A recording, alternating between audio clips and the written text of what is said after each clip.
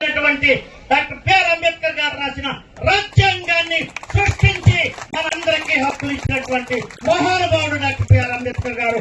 ఆయన మన పాలిట దేవుడు. ఈ దేశంలో మన కోసం పుట్టాడు ఆయన. అలాంటి వారసుడైన మన భీమరావు యశ్వంతరావు అంబేద్కర్ గారు ఆయన ఎంత గొప్ప వ్యక్తి అంటే ఆయన నిగర్వి, చాలా సింప్లిసిటీ, చాలా తక్కువగా మాట్లాడతారు, చాలా తగ్గించుకుని ఉంటారు. అంబేద్కర్ గారు ఏ రకంగా అయితే తన యొక్క క్యారెక్టర్ ని నిర్మించుకున్నారో అలాగే మన భీమరావు అంబేద్కర్ గారు కూడా is also great personality. He has got all qualities and characteristics of Dr. B.R. Ambedkar. Because he inherited all the qualities. He has absorbed everything from Dr. B.R. Ambedkar because he is grandson of our Dr. B.R. Ambedkar. You don't find anybody from the bloodline of Dr. B.R. Ambedkar, but he is our bloodline. We have to recognize him. Give a big hand to him. He is here. Today he is here in front of you. He is bloodline of Dr. B.R. Ambedkar. You can't see him again. You can't touch him. You can't speak to him. But he is in front of you right now. So that's why he is the greatest of great of all leaders of in this country. Because we will establish Dr. B.R. Ambedkar's government in this country. We are going to establish that government in this country as well as in the state. Because how long you will cheat our people? You, Telugu Desam Party, you YSR Party, you BJP Party, you can't respect. Everybody is cheating us. Everybody is cheating us. మనకి ఇచ్చేది ఏంటంటే అమ్మ ఒడి, తల్లికి వందనం, ration బియ్యం, ఇదా మంది. రాజ్యాంగాన్ని రచించి సమాన హక్కునిచ్చి ఓటు హక్కు ఇచ్చి ఓటు మళ్ళీ రాజ్యాంగాన్ని రచించడానికి చట్టాలు చేయడానికి శాసనసభల్లో పార్లమెంట్ లో రిజర్వేషన్ సౌకర్యం రాజ్యాంగం ద్వారా ఇచ్చినటువంటి మహానుభావుడు. జాతికి చెందినటువంటి మన వారసులకి మనకి ఇచ్చేది అమ్మ ఒడిను, తల్లికి వందనాలా? మనం బ్రతకలేదు అంతకుముందు, లేవకముందు. మనం ఎన్ని పోరాటాలు చేసుకుంటే మనం ఈ బ్రతుకుంది, మనకి మన బిడ్డలు ఎన్ని త్యాగాలు చేసుకుంటే మనం ఈ రకంగా నవజీవనంలో మనం బతుకుతున్నాం. మనం మోడర్న్ జీవితంలో బతకడానికి, బట్టలు వేసుకోవడానికి, సూట్లు బూట్లు వేసుకోవడానికి, చదువుకుని ఇంగ్లీష్ మాట్లాడటానికి, విదేశాలు వెళ్ళడానికి, ఆస్తులు సంపాదించుకోవడానికి, కారుల్లో తిరగడానికి, పెద్ద కులాల వాళ్ళతో సమానంగా కొన్ని సందర్భాల కంటే గొప్పగా కూడా బతికే అవకాశాన్ని ఎవరిచ్చారు? ఎవరిచ్చారు? Doctor B R Ambedkar.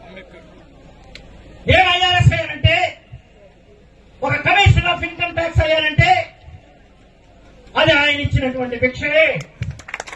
Doctor B R Ambedkar గారు ఇచ్చిన భిక్షే. ఈ దేశంలో సంవత్సరానికి కొన్ని వందల మంది సివిల్ సర్వెంట్స్ తయారవుతున్నారు. ఎవ్రీ ఇయర్ అది రిజర్వేషన్ ద్వారా అవుతున్నారు. క్లాస్ 1 ఆఫీసర్లు అవుతారు, క్లాస్ 2 ఆఫీసర్లు అవుతారు, గ్రూప్ సి ఎంప్లాయీస్ అవుతారు, గ్రూప్ డి ఎంప్లాయీస్ అవుతారు. గవర్నమెంట్ లో ప్రతి పోస్టు ఏదొచ్చినా అది అంబేద్కర్ గారి వల్లే వస్తుందనే విషయాన్ని మనం గమనించుకోవాలి. అయితే అలాంటి రిజర్వేషన్లు ఎత్తేయాలనేటువంటి స్వార్థపర శక్తులు ఇప్పుడు దేశంలో రాజ్యం వెళ్తున్నాయి. మనువాద శక్తులు రాజ్యం వెళ్తున్నాయి. ఈ మనువాద శక్తులను అరికట్టాలి, రాజ్యాంగాన్ని నిలబెట్టాలి. అంబేద్కర్ రాజ్యాన్ని మనం తెచ్చుకోవాలి. అంబేద్కర్ రాజ్యం వస్తేనే మనం రాజులుగా ఉంటాం, మనం కింగ్స్ గా ఉంటాం, మనమే శాసిస్తాం. ఎందుకంటే శాసనసభ శాసనాలు చేస్తుంది. కాబట్టి శాసనం చేయాలంటే మనం శాసనసభ గెలవాలి. ఆ శాసనసభ మన చేతిలో ఉంటేనే శాసించగలం. కాబట్టి శాసించాలి అంటే శాసనసభ మనకి ఉండాలి.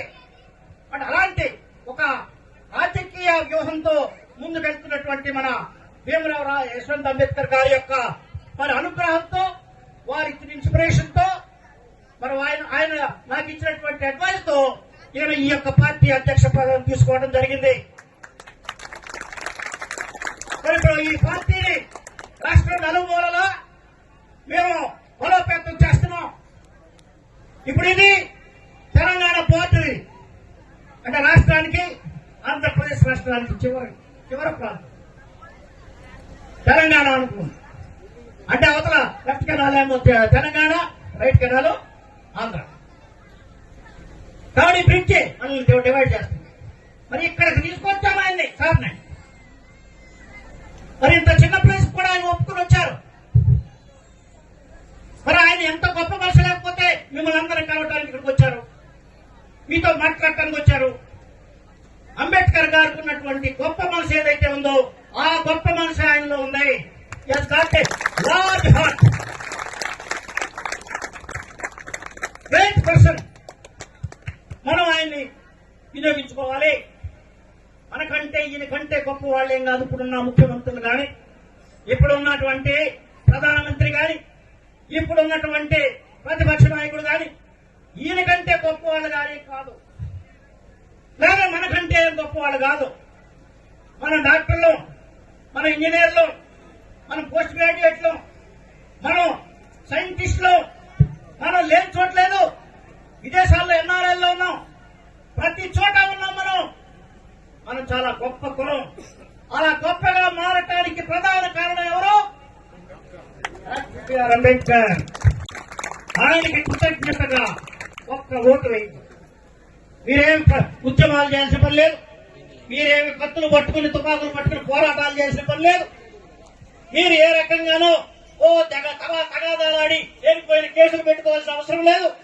మీరు చేయాల్సిందమ్మా, ఆడవాళ్లు ముఖ్యంగా మీకు ఎంతో రక్షణ కల్పించాడు అంబేద్కర్ గారు రాజ్యాంగంలో.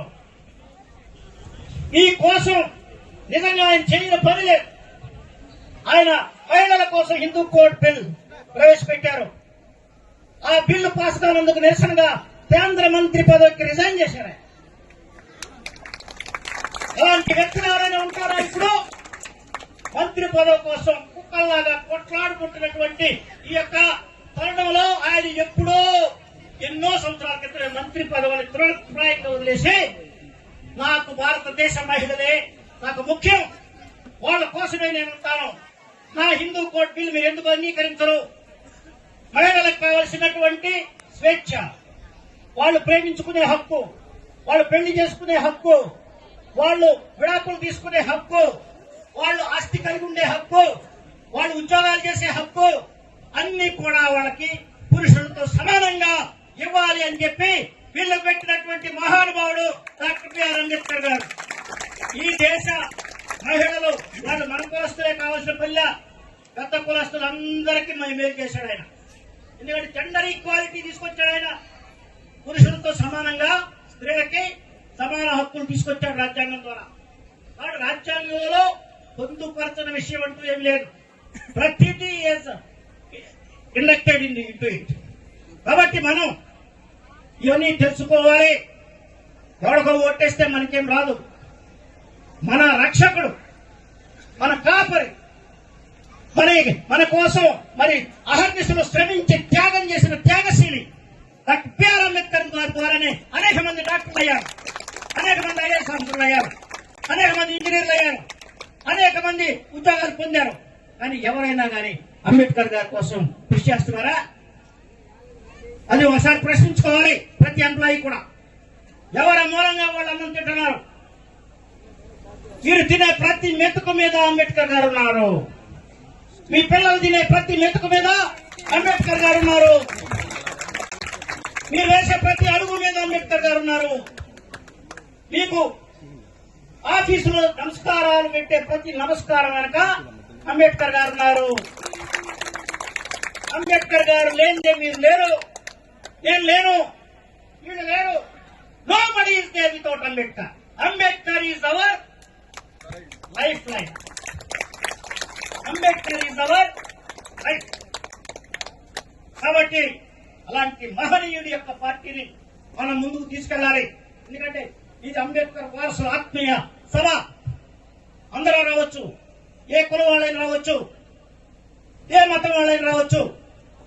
ఇవాళ ముస్లింలు ఒక ఆయన ఉన్నారు, భాషా గారు ఉన్నారు. భాష పార్టీలో చేస్తున్నారు. కాబట్టి ఈ పార్టీ అన్ని కులాలకి, అన్ని మతాలకి, అందరికీ ఎవరికైతే స్వేచ్ఛ కావాలో, ఎవరికైతే సమానత్వం కావాలో, ఎవరైతే సౌభాతృత్వం కోరుకుంటున్నారో వాళ్ళందరికీ కూడా లిబర్టీ, ఈక్వాలిటీ, ఫ్రెటర్నిటీ ఈ 3 ప్రిన్సిపల్స్ మీద ఆధారపడినటువంటి రాజ్యాంగాన్ని మనం ఆదరించి, గౌరవించి రక్షించుకోవాలి. అంటే మనమంతా కూడా రిపబ్లికన్ పార్టీ ఆఫ్ ఇండియాకు ఓటు వేసి రాబోయే స్థానిక సంస్థల ఎన్నికల్లో, రాబోయే అసెంబ్లీ ఎన్నికల్లో ఈ పార్టీ అభ్యర్థుల్ని ఘన విజయంతో గెలిపించాలని చెప్పి మీ అందరికీ నేను విజ్ఞప్తి చేస్తున్నాను. ఇదే మనం అంబేద్కర్ గారికి ఇచ్చే కరుణివాణి. ఊరికే ప్రతి వాళ్ళు వచ్చే స్టేజ్ల మీద ప్రసంగాలు, ఒకదప్పుడు ప్రసంగాలు చెప్పి నేను అంబేద్కర్ వాదు, మేము అది ఇది అని చెప్తారు. కానీ ప్రాక్టికల్ గా మనం చేయాల్సిందంటే ఓటు వేయాలి. ఓటు వేస్తే మిమ్మల్ని ఎవడేం చేస్తాడు? రహస్యంగా వేసే ఓటు. మిమ్మల్ని ఎవడేం చేసేది? రహస్యంగా ఓటు, రహస్యంగా ఓటు వేస్తారు. కాబట్టి మిమ్మల్ని ఏం చేసేది? ఆ భయపడాల్సిందే. కాబట్టి రాజ్యాంగం ఉంది, చట్టం ఉంది, న్యాయం ఉంది. మనమందరం కూడా ఈ పార్టీకి మనం ఓట్లు వేసుకుని గెలిపించుకుని మన వ్యక్తిని ముఖ్యమంత్రిగా, ప్రధానమంత్రిగా మనం ఎన్నుకున్న రోజున మాత్రమే మన యొక్క సమస్యలకు పరిష్కారం దొరుకుతుంది తప్ప ఇలా వేరే పార్టీలు, వేరే వాళ్ళ మీద ఆధారపడి ఉన్నంత కాలం కూడా వాళ్ళు ఏ రకమైనటువంటి పని చేయటం లేదు. 28 పథకాలు జగన్ ప్రభుత్వం రద్దు చేసింది. ఆ 28 పథకాలు నేను మళ్లీ పునర్వ్యవస్థీకరిస్తానని చెప్పి అధికారంలోకి వచ్చిన తెలుగుదేశం పార్టీ ఇంతవరకు కూడా ఒక్క పథకం కూడా పునరుద్ధరించలేదు. కాబట్టి ఇద్దరు కూడా మోసమే. కాబట్టి ఇప్పుడు ఇద్దరు బీజేపీకి అనుకూలంగా పనిచేసేవాడిని. ఇద్దరే కదా, 3 పవన్ కళ్యాణ్ కూడా. కాబట్టి అందరూ బీజేపీ యొక్క అధీనంలో ఉన్నటువంటి బానిసమే. కానీ మన పార్టీ అలా కాదు.